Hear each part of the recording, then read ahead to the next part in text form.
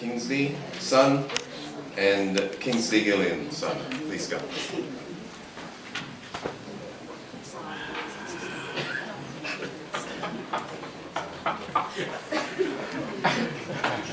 Brothers in arms, brothers in war.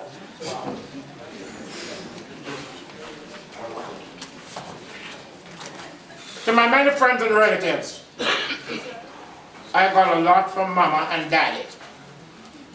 And I understand sometimes when people come to funeral that some people whisper under their shirts and say it's too long. Please don't do that today. You are going to get the best message of your life to take home, and it will be good.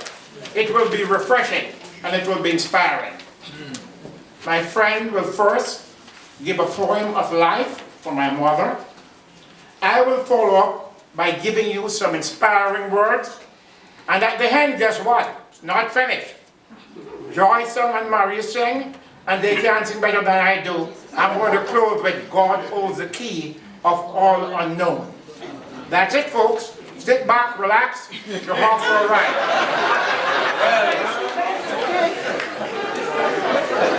Friends, family. Yes. Ladies and gentlemen, this is a command performance. As our path has crossed 57 plus years ago, and he was a bit of a prodigal.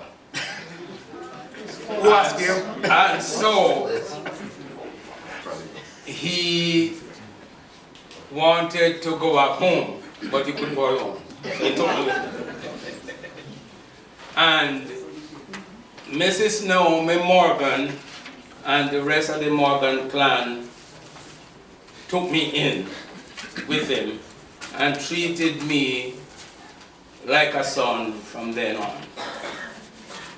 So, my presence here today is a reflection of my appreciation for my brother from another mother and the mother who treated me like her birth child. And much have been said about Mrs. Naomi Morgan. We don't have time to say it all, but I tell you something. I was asked to read a poem that she is fond of. I have a little bit of visual impairment at this point, so bear with me just in case it doesn't come as smoothly. But it's about the train of life. And it says that at birth, we board the train of life and meet our parents. And we believe that they would always travel by your side. However, at some station, they stepped down from the train and left us on the journey alone. As time goes by, some significant people will board the train, siblings, other children, friends, and even the love of one's life. Many will step down and leave a vacuum, very noticeable vacuum. Yet others will go so unnoticed that we fail to realize that they have vacated their seats. This train ride has been a mixture of joy, sorrow, fantasy, expectation, hellos, goodbyes, and farewells. A successful journey consists of having a good relationship with all the passengers, requiring that we give the best of ourselves. The mystery that prevails is that we do not know at which station we are going to step down.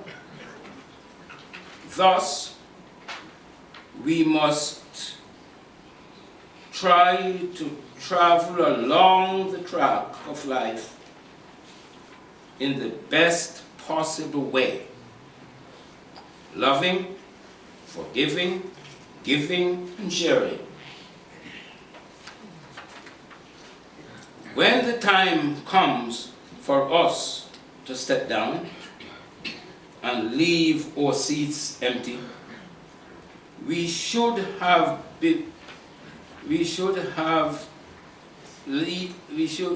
leave behind beautiful memories for those who continue on to travel on the train of life. Let's remember to thank our Creator for giving us life and to be able to participate in this journey. And I close by thanking you all for being passengers on my train. Thank you.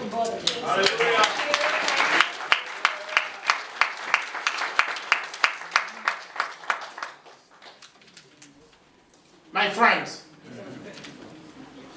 my dad used to tell people in our general store that my son gets paid for talking, and so I have been. So, I don't want anyone to speak while I'm speaking. I want it to be fairly quiet, because you're going to get something to take home. Memories. Memories. Memories are so precious. And the memories of Mother Naomi Morgan are more than precious. She is the last of a long line of queens who have all predeceased her. And those queens were Miriam, the mother of Doreen who was up here, Mary, and listen to these names: Miriam, Mary, Martha, Emmanuel, the brother, David, Nathaniel, the brother, Emmanuel, another brother, and Joseph. If you listen carefully, all those are biblical names. That was not done for fun. You can figure out what it meant. And the kings in the family were the brothers, as I said already: David, Nathaniel, Joseph, Emmanuel, Simeon, whose job was to teach my mother poems when she was 6 years old. As my Aunt Miriam, Doreen's mother, would tell you, if you get her provoked and work up, she says, "You don't understand where we are from. We're from an educated lineage, so be careful. Because if I start speaking, you may not even understand some of the words." As Doreen said, the Williams woman, strong woman. In my family constellation of 30, my mom, dad, and 11 of us, we crowned our Mother Naomi queen, because Daddy first crowned her as a queen. All 11 of us followed suit, and that she was. My brother Robert Samuel II, who's son number 3, describes our mother almost identical to all that I will say here today. Now listen to this very carefully. I'm going to try my very best to make this shorter than I should, because my dad said I get paid for speaking. That's true, that's not a joke, and a lot too. So I am going to make this very short, which really displeases me, because I lived 77 years of my mother's 100 years and 20 days, and your life cannot be composed in 5 minutes or 10 minutes. So it's going to be a little while. Sit back and relax, it's coming. I have an unpublished manuscript of about 200 pages. And my friend here is one of the faults because one of the authors, and he has not finished his part yet. Listen careful, folks. From page 8 of that unpublished manuscript titled The Four Stories, My Father, the Dreamer, and the Man of Purposeful Ambition and Action, my mother, the compassionate teacher, and my amazing siblings. And from page 23 of that manuscript, I quote, "Mothers are so very special in the universe that it is difficult to try to define who a mother is. But my mother, our mother, her love, our mother, a woman of compassion, our mother, a woman of loyalty and commitment, with an overflowing amount of dedication, and she was not mean because she spread it all around to all her friends and relatives that were our age. And my father's dedication for my mother came from the biblical book of Proverbs, especially chapter 31. And I've heard that so many times, if I don't quote it today, I will be remiss on that fault. It described my mother as follows, and this is the life she lived, folks. She sets about her work vigorously. When it snows, she has no fear for her household. She's worth more than rubies. My father quoted that all his lifetime. He said, my mother cannot be bought or sold. She is more precious than rubies. I heard that hundreds and hundreds of times. That's how much my father dedicated his royalty to her as a queen. To demonstrate and highlight the way my father used this description, in 1955 October, he had to go to the United Kingdom. There were 8 of us then, but 6 of us could read. All of us could read from about 5 years old. And Proverbs 31 was read every morning by my siblings and myself, 6 of us, and my parents, for about 15 days in a row. We knew that inside out, and our father described it for us, told us what it was all about, and said, when your mother joins me, she's going to work in the code, understand what you're reading now. My brother Robert Samuel II describes our mother in these words. Note, name is Robert Samuel. If you're biblical, you know who Samuel was. We don't fool around with these Bible names. And to tell you again my full name, it's Dudley Elias, and my father is Dudley Elijah. We don't fool around with prophecy. My brother Robert described my mother as a mother Christian from in her early 20s, which gave her 70 years as a soldier of the cross. She is described by my brother Robert as an extraordinary multitasker. Long before that term was fashionable, she operated and owned a community general store that sold, as my sister would describe it, from a pin to a hanker, while raising 11 children at different times and carrying all of these major responsibilities. I must now give special honor and respect on behalf of Mother Naomi to the following family members. Some of my siblings are involved here. My sister Violet Dolores and her husband Donald. The compassionate love and care for Mama is highly regarded by all of us. Amen. To my brother Nigel, somewhere over there, amen, and his wife Jacqueline sitting here, wow, we adore you, wow, for the care and sacrifices you made, amen, all of these days. Amen. Amen. We thank you, we thank you, we thank you for your loving care and kindness. But I must now return to my unpublished manuscript because my mother loved English literature. It's not laughing time, folks. This is what mothers can do. For all the women in here who are mothers or who could be mothers, listen very carefully. Because of my mother's love for English literature, she memorized many gems and poems. And all around the house and shop when she's busy, we hear them. You'll hear a couple lines from some of them here. One of her earliest poems that she's recited for us, she learned at age 6 from her brother Simon, is, "Life is very good at best. You cannot alter fate. The few more days we have to live, it's not worthwhile to eat." In our household, this was said so many times that most of us, at least the first 6 or 7 of us, we memorize this. My sister was there whispering, so she didn't. 2 downs. I'm going to tell Mama when next I see her. Here are some vignettes from page 25 of the said manuscript.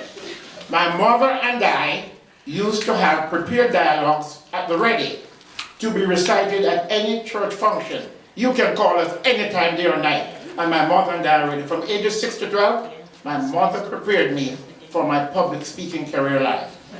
This is to say to you women, you are mother there and father than fathers to be. Early childhood training is very important.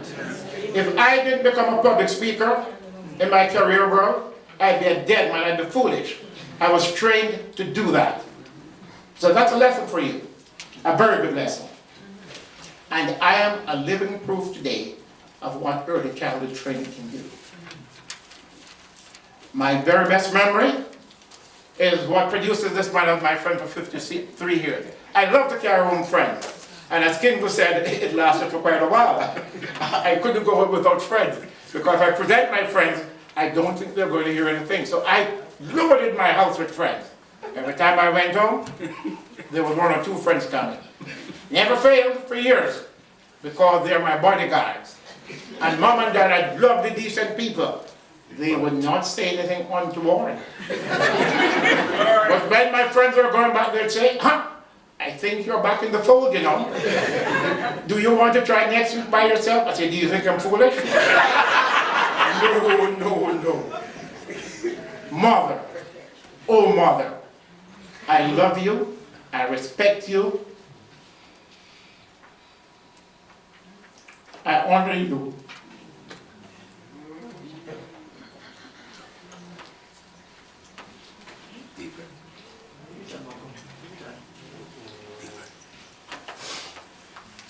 At my parents'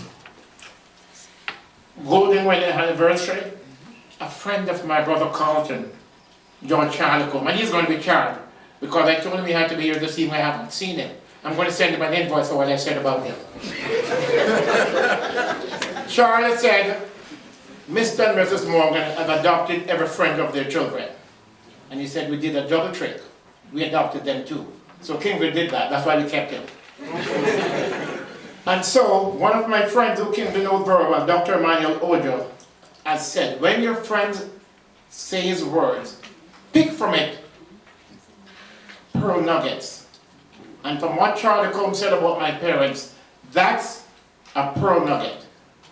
They adopt the children of their friends, and the friends adopted my parents. Standing immediately beside me, and his wife and daughter are here, and they're wondering when were they adopted. It's a long time ago. Don't check it out, you'll be in trouble. My mother, precious love for 11 children, which overflows to all our friends and relatives when they visit us. Once you're in contact with my mother, you will never forget it. My mother always finds time to inspire my friends with invitational and motivational sayings. As long as my memory serves me well, here is what I will not forget. That between August 20th and September 5th, I had several lovely discussions with my mother. And at least 6 of us, my siblings and I, were always in attendance to her daily. The memory, the care, and the love of my mother is the love of our life. Number 1 in line, Violet Dolores, the constant caring and ever-loving caregiver. Adopted daughter, not a daughter-in-law. Jackie's more than a sister to us. Jacqueline, grandson Akeem, Robert Samuel II, brother Nigel, Elaine Joy, and I. We were on board for about 15 days in a row. All the others who lived in town were there, but we were constant, and we enjoyed that. A queen was born to Edwina Barrett St. Clair and Alexander Faulkner Williams on August 20th, 1990. She was given the name Naomi, becoming the 9th child of a brood of 10 children, and the sister to some girls you've heard about already, Miriam, Martha, Mary, Vera, and Louise Henrietta, as well as kings of the family, Emmanuel, who we call Brother Massa, Simeon, Joseph, and David Nathaniel. Again, 7 of the 10 children had biblical names. In the year 1941, it was told to us the year before I was born that something special happened in Jamaica. My father, Dudley Elijah, was a smooth Christian practitioner, courted this girl, and they were married on August 31st of that year. Guess what? The Queen was married, and she retained the title in royal fashion until September 9th, when she departed this world. By now you will realize that she's from a biblical line as well.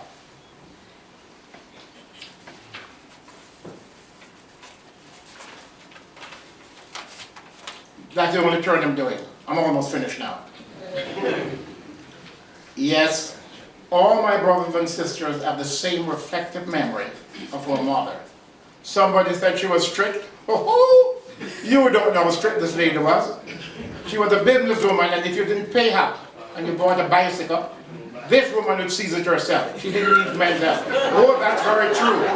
More than once, many times. And if she didn't have the help, she would call my uncle-in-law, who is Doreen's dad. Edley, come down the shop, we're seizing a bicycle. She didn't fool around. That's her husband's money. She not only take care of a household of children, she also took care of her husband's business, because that's also supported us. So we all have reflective memory of what our mother. Now I'm coming to the end. When I teach, I want people to say something so I know they got it. So will you repeat after me, please? This is very important. Thank God for giving us mothers.